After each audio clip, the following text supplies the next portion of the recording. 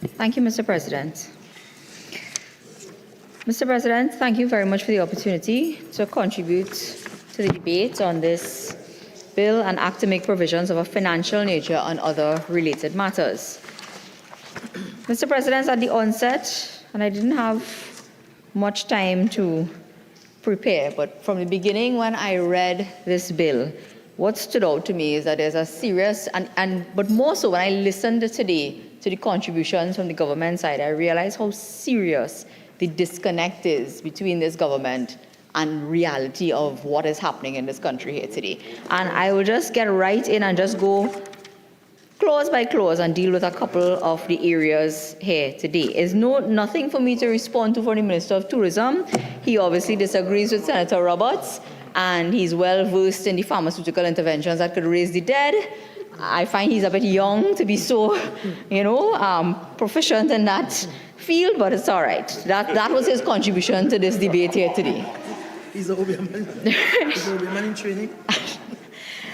I want to speak firstly about the provisions here about the waiver of penalty and interest to the National Insurance Board, about monies owing to the NIB and the amendments made. Now, the minister in piloting the bill spoke about one particular group of persons who would have paid just before the amnesty took effect.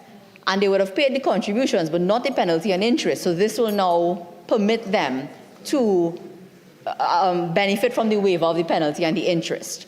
So there are a couple of things here.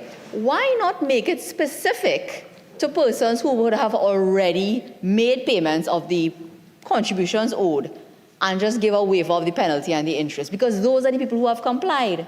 What we have instead is yet another amnesty being given to persons who have broken the law. And to introduce a further amnesty in relation to NIB contributions when there is such an absence of solid data that can help. You see, I want to support good measures, I try real hard, and I know most of you all agree, I try really hard to find things that I could support coming from this government and to speak about things that could be sensible and could benefit the country. But you have not, it's really difficult. It's really, really difficult because no one can say, we hear from time to time, they say, well, the last amnesty, it brought in X amount of money. But how much is still owing?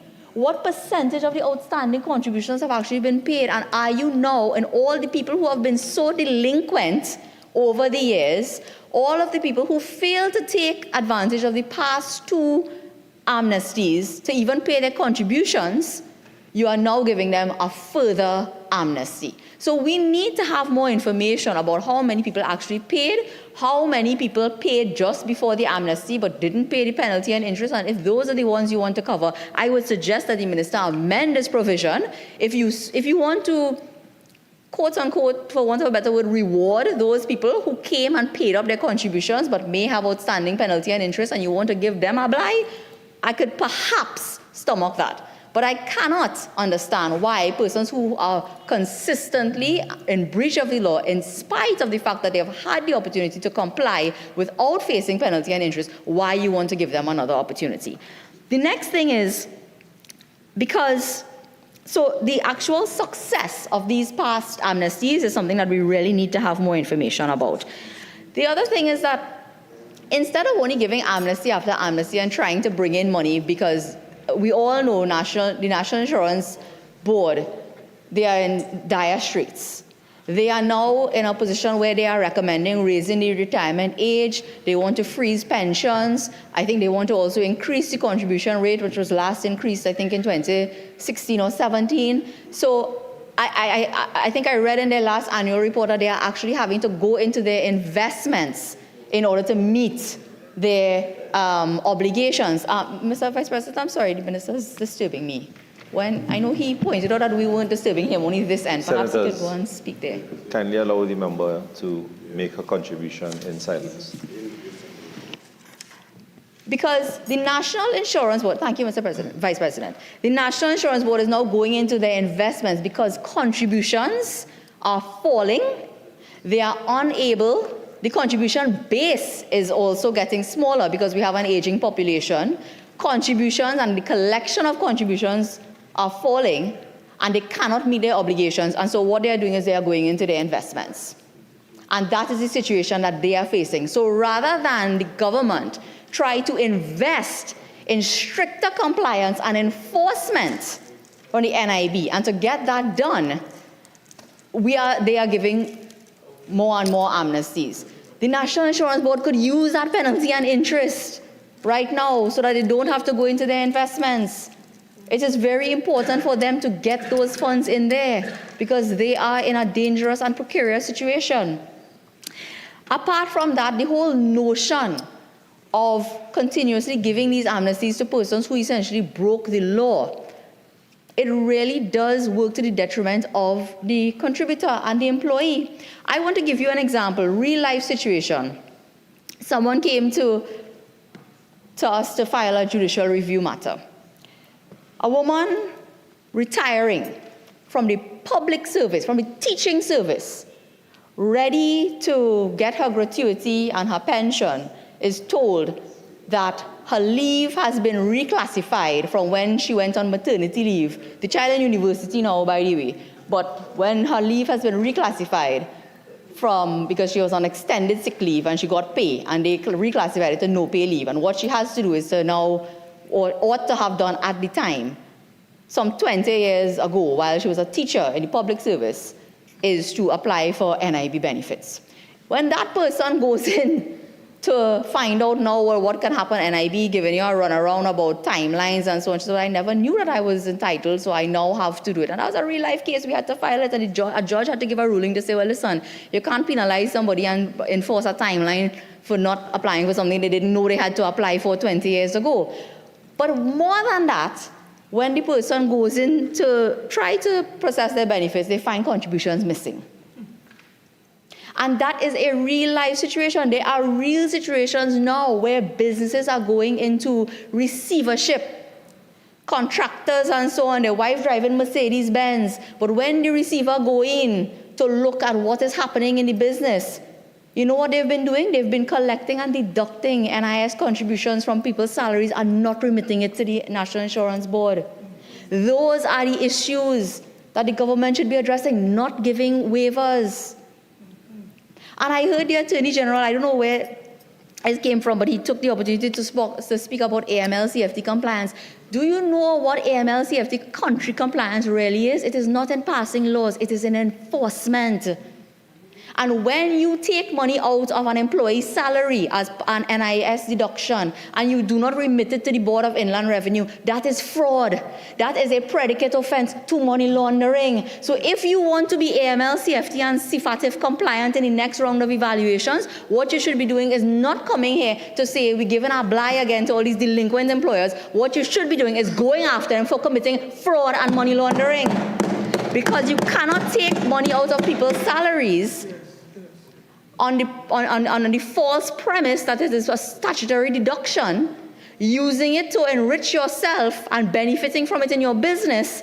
And when your business flops and you go into receivership, creditors are lining up and waiting, and there's nothing for them to get because you know where the most money is owed? All of the assets that could be realized have to go and pay in NIB and Board of Inland Revenue because they haven't been paying their corporate taxes, they haven't been paying their national insurance contributions for their employees. And the bottom line is that when it comes to the payment of taxes and statutory deductions in this country, we need to foster a culture of compliance and enforcement and not try to encourage this lackadaisical approach to the payment of statutory deductions. That, at the end of the day, it is the employees who do not benefit from this. Mr.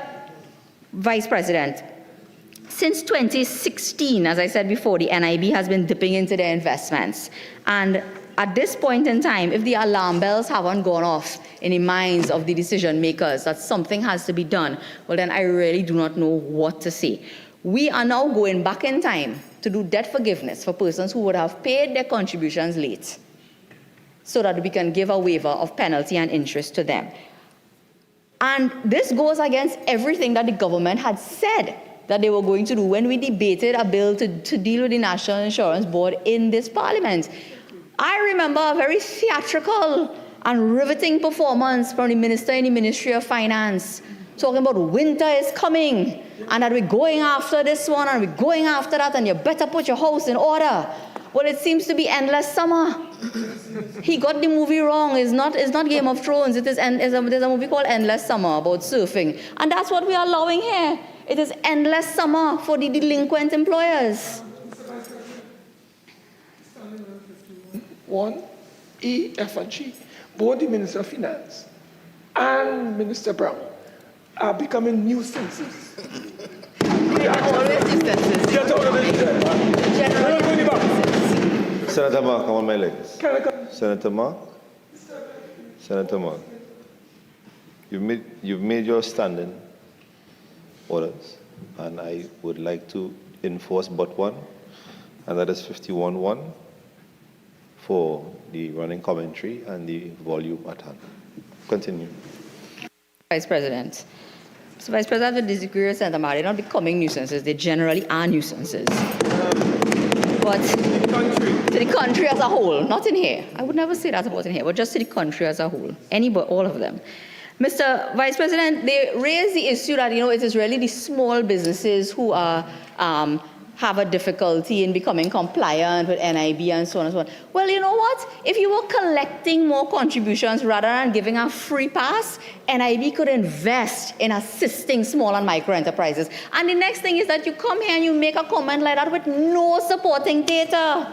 And that is the bottom line of every single proposal put forward by this government, where they try to convince the country that they're doing something good. They cannot produce a single scrap of evidence to support it. So we have to sit here and listen to them say, but it's mostly these small and micro enterprises that cannot be compliant. When the truth and in fact, it must be all the big businesses. It's a whole set of ministries. It's a whole set of statutory enterprises who are the biggest defaulters in terms of contributing to NIB. And we are now going to be giving them a free pass, and they don't deserve it. So bring the data. I think Senator Maharaj raised something like that. Bring some data to support that. And secondly, the free pass to the small and micro enterprise, if it is in fact that they are the ones who cannot get into compliance and you want to bring them into compliance, is not to waive penalty and interest. It is to assist them further. And NIB could use the money if you enforce and collect penalty and interest. They could use that money and invest it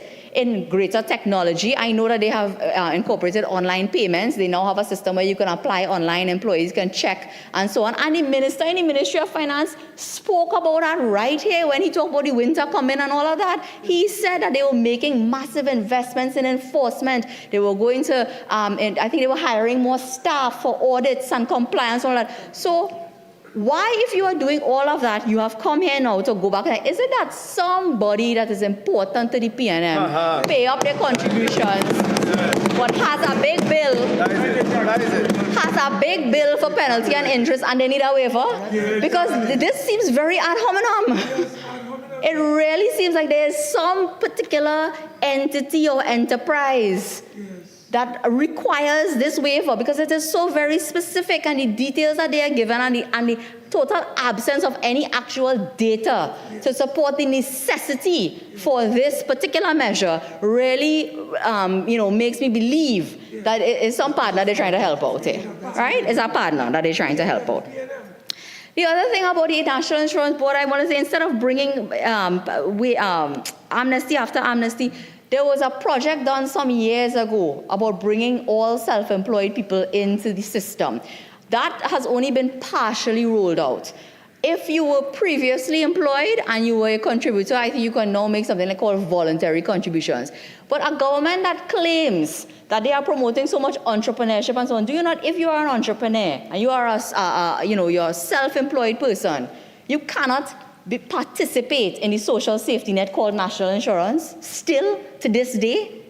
And if you were to roll out that system and make it in such a way that self-employed persons can then come in and register and make it so that they have to register and contribute to the system, then you will widen the base of contributors. So whereas we have an aging population and we have fewer and fewer people that we can collect contributions from, instead of trying to raise the retirement age, try to widen the base of young people, young entrepreneurs, self-employed people, taxi driver, fisherman, doublesman, and everybody, and let them contribute because they can also benefit from the social safety net. So allow more and more people to participate into the system. Don't just hand out amnesties. And the last thing I want to mention here, and I got some of the data online. For example, if you are employed, you want to make voluntary contributions, the highest rate at which you can contribute is if you're making $8,300 a week, or a month or over, and you're contributing $218 a week. There are higher rates if you actually fall into the regular system where you can contribute up to $414 per week. So why not even out the system and get the system working? And where it would come in what would come in very handy in order to make these types of decisions? The actuarial review. NIB has not had an actuarial review since 2016. The 10th actuarial review, the 10th actuarial report is dated June 2016. And we have promised the 11th report. They said it was in their last annual report.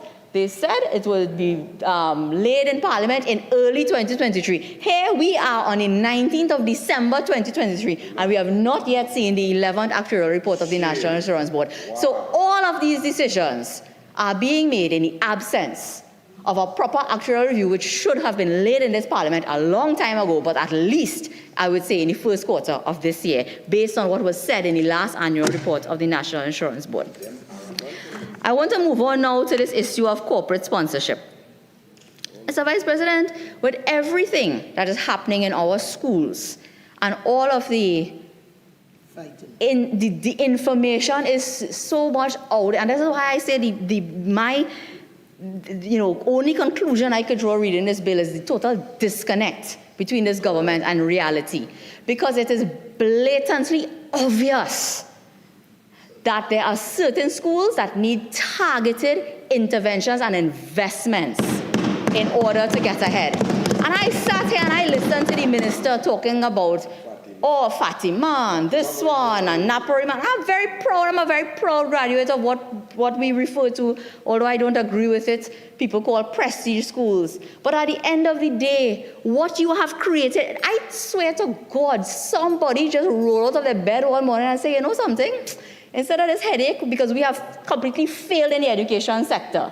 So instead of this headache that we have to take on now, all them contractor partners we have and they who give out some laptop and take picture with us during COVID, let me get them a little tax break. And that's all they did here, that is all that they have done here. The management of this entire thing will lead to a perpetuation of the inequalities that already exist in our education system. Instead of the government trying to manage, and that is your job, and stop abdicating your responsibility to manage the education sector. You took away laptops from children, you cut school feeding, school transport, people are always striking because they cannot get their money on time. Many of them have dropped out of the program. And now you are coming to say, well, you know what? If schools need things, let corporate Trinidad and Tobago come in and give it to them. Because that's part of their corporate social responsibility. What about your responsibility? What about your responsibility? At the end of the day, what you're doing right now with this provision here is making it possible, or you're cutting track for Guti to run. Because you are basically saying that any corporate sponsor could write a check and hand it to a school principal, and a school principal could certify it and say, this is a contribution to the school and so on, and they will get a tax break. Who is going to audit and monitor the expenditure of that money in the school? Who is going to administer the expenditure? Who is going to identify the needs of the school and say this is what is really needed and so on? Who is going to approve the needs? I remember one time I heard about a school raising money and giving children tickets to sell for whatever, barbecue, curry, whatever it was. And the money was being raised because they wanted to air condition the staff room in the school. and the rest of the school, falling down, like many of the schools that have fallen down under the PNM. So you are putting it on the principal of the school now to determine what the needs of the school are, source the sponsorship, and verify that the money that they are receiving, and what are they going to do, spend the money as well? And they always feel they're so bright. They think they could come here and fool up somebody else. All the best schools in the world, they survive on endowments. You know what an endowment fund is? An endowment fund is a registered non-profit organization that is regulated and audited every year. It's not a principal taking a check and putting it in the top drawer. And then suddenly the businessman who gave the check, the child, a name on the 20% list to get into the prestige school. Exactly. That is what you want to encourage? That is what you want to encourage? That is nonsense. I have never read something as in all of the madness and ridiculous things that I have seen since I've been here. This had to be the most ridiculous. This one take the cake. That you will basically say that I will give anybody a tax exemption if a school principal give them a certified somehow or the other and tell them, yes, they give money to the school. On the basis that what? Because, well, I went to that school, so I want to give back money. So what about the schools where you don't have the top executives and so on who want to contribute? People don't, again, out of touch with reality. People don't only give money to the schools where they went to. They give money to the schools they want their children to go to. And we should not be allowing or creating a system through law where people could buy a place for their child in a secondary school. Again, yes, perpetuating the cycle of inequalities that exist already, rather than they try to close the gap that exists within our schools in this country. They want to make it with Mr. Vice President. There are registered non-profit organizations called alumni associations or whatever name they want to go by, old boys association, whatever. Many of them are registered. Now with the law in place and to become FATF and CFATF compliant, they have to be regulated. So let people continue to contribute. The school that I went to, we put up a whole 4-story building selling cookbook. Right? Selling cookbook. It's a good cookbook. The Naparima Girls High School cookbook. Best cookbook in the whole Caribbean. We were able to do that, but you know what? Every 5 cents was accounted for. And people gave willingly. The association ran fundraisers. They did whatever they had to do, and they contribute to the school. You do not have a system like this. You do not have a system like this where there's zero accountability, but people are getting tax exemptions. If you want to take corporate sponsorship from individuals and corporations and so on to improve the education system and invest in education, you collect the money, give the certification, and spend the money where it is needed, because that is a program where you can measure the input coming in and how it is being applied and how it is, the results that we are getting. The Minister of Tourism and I, we were in school together, and the first thing that we learned about any program and any intervention, it must be smart. You have to be measurable, targeted. You have to have a timeline. You have to be able to understand what are the results. If you just allowing school principals to collect money, then I don't know how you intend to measure the success of such an initiative. So please put some thought into these things before you all come here and try to make it sound nice, because it might sound nice in your head, but anybody else listening to this will see that this is going to be riddled with problems for the future. Moving right along to 10Y. Mr. Vice President, it is interesting that they want to make the buy a place for your child in secondary school program to be perpetual and no timeline in that one. But for cybersecurity, they're making it applicable for 2 years. Now, anybody who understands cybersecurity will know that you need continuous investment. So giving a one-off, or I don't know, maybe over a period of time saying, look, you could invest up to a certain amount of money and then you can, benefit from a tax exemption. I don't really know how much sense that makes, because what happens when the tax exemption expires and is no longer there? You'll have outdated hardware and software, and then you'll just be just as vulnerable again to an attack. So I can't understand why an intervention like this, encouraging people to make investments in something that's obviously necessary, would have a specific time frame, but the other one would be, perpetually every year you can, or how much ever time your child writes SCA, how much children you have, you can give, or whatever it is. So that's the first thing I want to make a point of. The second thing, and Senator Mitchell, the Minister of Tourism, made the point that, look, it's not about data protection and cybersecurity because the law is not going to protect you. And he's right to an extent. The law doesn't protect you, but you know what? The hardware and the software and so on could only protect you to so much. You know what would help and what can reduce cybercrime and so on? It is that if we make investments in the type of law enforcement that we need to find criminals and to punish them. Because you could have hardware and software and you could make this investment, and come December 2025 when you have no tax benefit to get anymore, your software is outdated, your firewalls are not the best. The cybersecurity environment is one that is constantly evolving. New threats are always going to be popping up, and we don't have enough investment in, at the end of the day, which we heard at our Joint Select Committee where the minister appeared before our JSC to discuss it, we don't have enough qualified people to really deal with cybersecurity threats, whether it is in the public or in the private sector. So if you want to give a tax exemption, again, to this, you can help people along the way, but I think it is much more important for us to say that we will make investments in law enforcement so that we can have more money put into catching these criminals. We could have more money invested in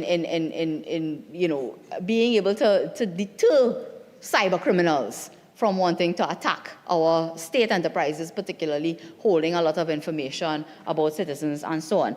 The minister mentioned that the Trinidad and Tobago Incident Response Team, and he read their mission, and I looked at this when we had the recent spate of cyber attacks. And, really their goal is part of it, and a big part of their mandate is the restorative aspect. So they come in after the fact to try to preserve your information and to minimize the impact of a cyber attack, but it's not really that much preventative. And there's only so much you can do to be preventative when you are in a constantly evolving environment. But if you have consequences, right? If you have consequences, firewalls don't deter people. Having a restorative team to come in and try to save the information doesn't deter people. Law enforcement is what will deter people from wanting to attack our various law enforcement, public, particularly public and state enterprises holding information. So again, Mr. Vice President, I would suggest that they look again at this cybersecurity investment, perhaps even if they want to reduce the amount of it, but make it for a longer period of time so that people will continuously invest in cybersecurity. Because there's no sense making a big lump sum investment in a period of 2 years, and then thereafter you have no benefit no tax benefit, and you have a whole set of outdated hardware that you invest in or outdated software, or you aren't able to keep up with the investments needed in the software to be as current as you need to be in order to combat these cybersecurity threats that will be continuously evolving in that particular environment. Let me get to the dreaded and what I consider to be, again, totally out of touch with reality, these proposals by this government about property tax. The minister comes here to talk about misinformation, because every time someone criticizes his administration about property taxes, well, it's misinformation. People are seeing the annual rental value and they think that's the tax they have to pay. Nobody thought that. Really, nobody thought that. People could read. And again, you all underestimate people. You think people are stupid, but they are not. But people get a notice in their mail and they realize that, listen, somebody walked by my house, take some pictures, look around, and decided that I could rent my house for $20,000. And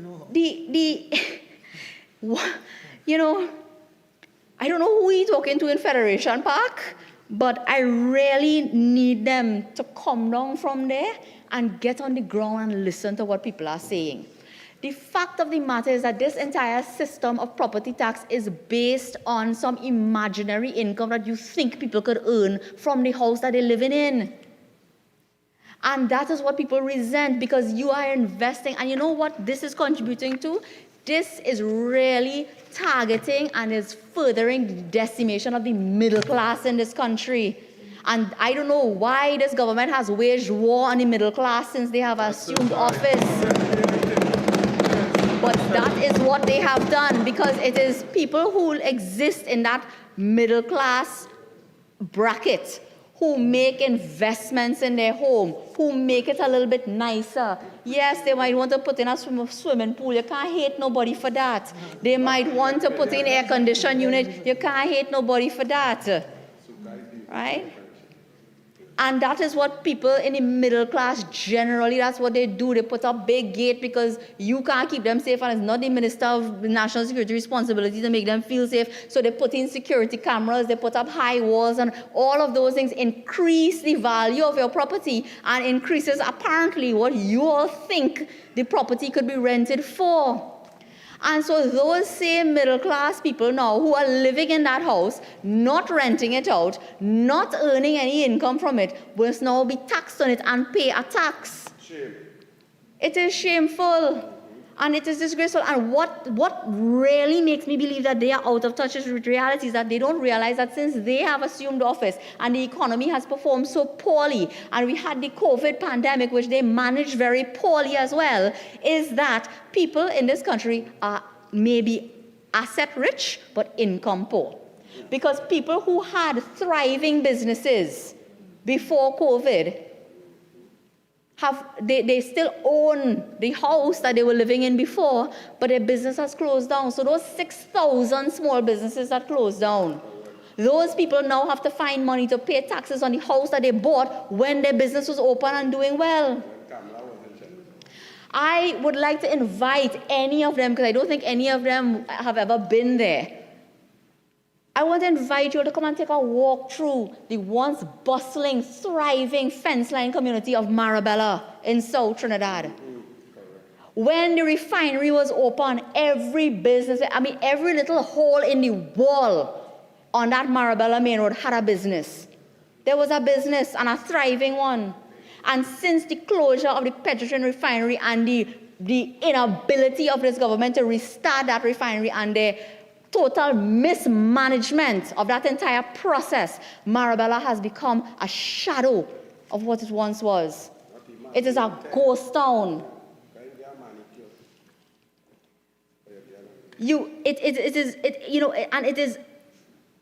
I cannot understand how you can sit there and look around this country, and that's why I say you are out of touch with reality, because you do not know what is happening. But I do not understand how you can drive through a community and see businesses just closed and not realize that these are real people who you are now coming to knock on the door and say, listen, you no longer have that food establishment you have there. You no longer have that little small business you have there.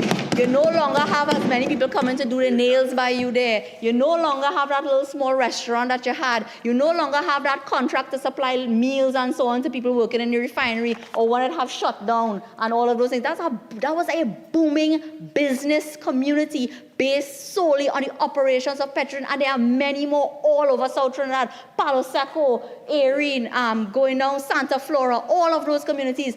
Those people do not have income, but you're coming out and knock on the door and say, if you were to rent this house, you don't even know if they could pay their mortgage. But you come in and say, you know what, if you could have rent this nice house that you built when you was making money, it would have rent for $20,000. So now pay taxes based on that. It is an absolute disgrace. It is fundamentally unjust and disgraceful to bring property tax on and impose it on our population right now. And whoever you talk to in Federation Park, or if you go down on City Gate and you talk to people, they will tell you the same thing. And Mr. Vice President, there's a person that I don't agree with on very many things, but I will quote from this person, because in an article Sean Douglas. Is he here today? No, I've not seen him here today. An article written by Sean Douglas, December 20th, 2009. Right, 2009. Let me read.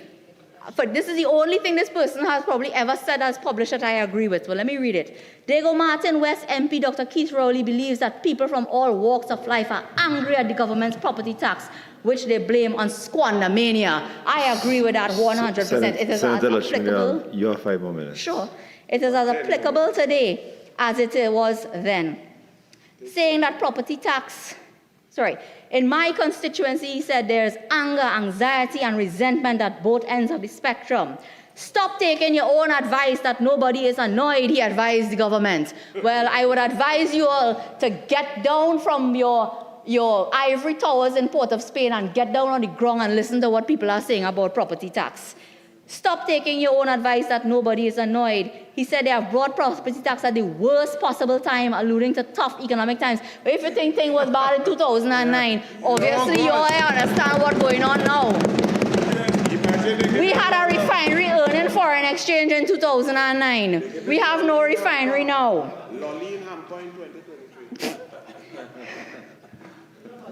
He repeated that they were not against the idea, they were upset about the measure. And I thought that the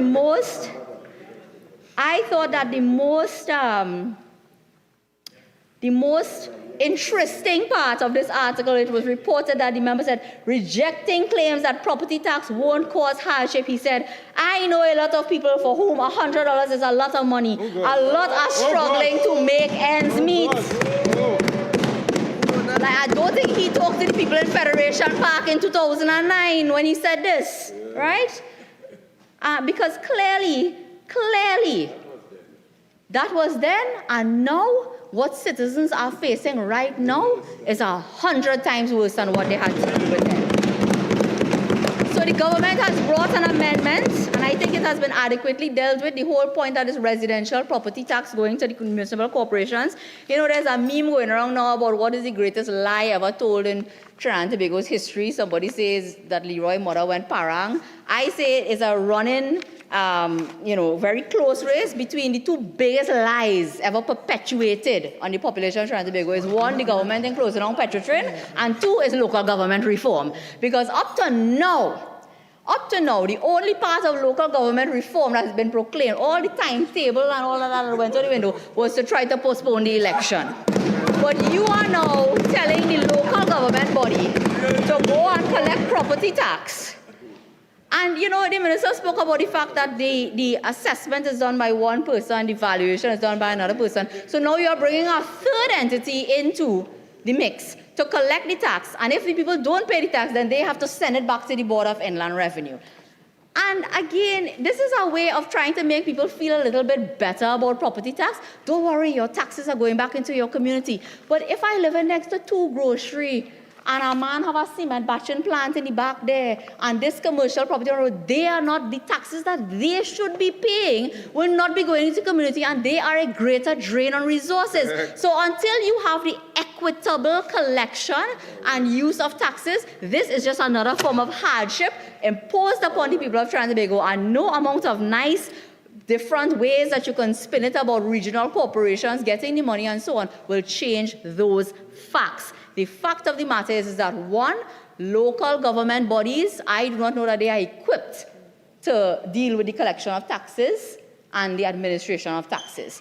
Two, getting another body involved in the collection of property tax when one is assessing, one is valuing, and another one will now be collecting doesn't make sense. And three, the residential taxes, as we all know, those of us who can read the legislation, will be offset against the allocations made in the budget. So the next biggest untruth being perpetuated by this government is the fact that you will have more money going into regional corporations when that is absolutely untrue. There will be an offset between what is collected in the residential property tax and what is allocated in the budget. So there will be no additional money going to the regional corporations that need it. There will be no improvement in the ability of the regional corporations to deliver services because they will get less money from central government, while central government will continue to collect the money from the big boys if they ever bring out the property tax for industrial and commercial and use it to do God knows what, buy paintings.